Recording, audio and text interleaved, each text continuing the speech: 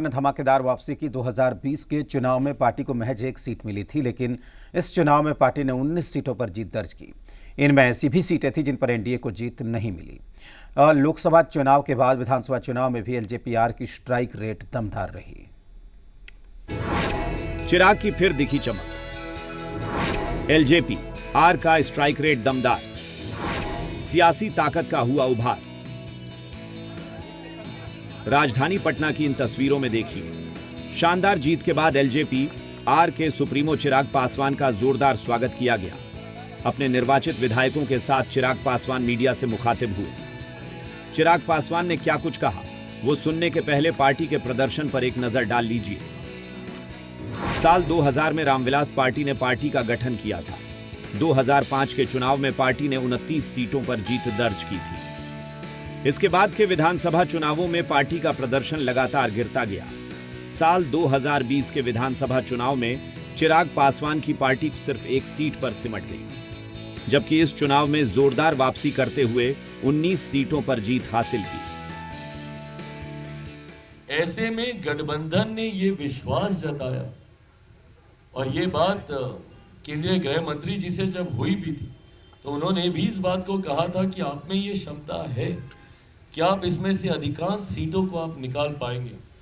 महज 29 में से 3 सीटें ऐसी थी जो हमारी सिटिंग सीटें थी। ना सिर्फ उन 3 सिटिंग सीटों को वापस जीतकर मैंने गठबंधन को देने का काम किया, बल्कि 16 ऐसी सीटें भी हमारे इन योद्धाओं ने जीतकर हमारे गठबंधन को देने का काम किया, जो ना सिर्फ हमारी सिटिंग सीटें नहीं थी, बल्कि 1 दशक, 1.5 दशक से वो हमारे गठबंधन के पास नहीं थी।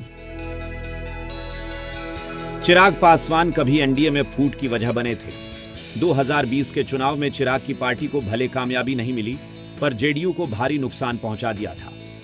इसके बाद ही सीएम नीतीश कुमार ने एनडीए को छोड़कर एक बार फिर आरजेडी के साथ जाकर सरकार बना ली थी।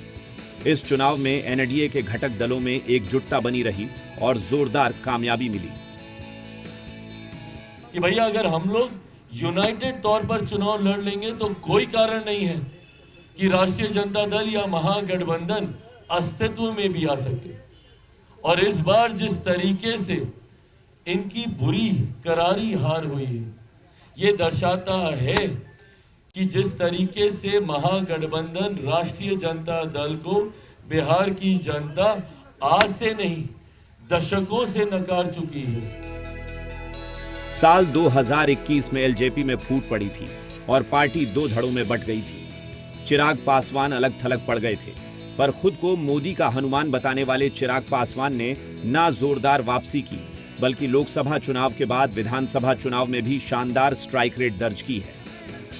अपने पिता की विरासत को संभालने के साथ उसे आगे ले जाते दिख रहे हैं।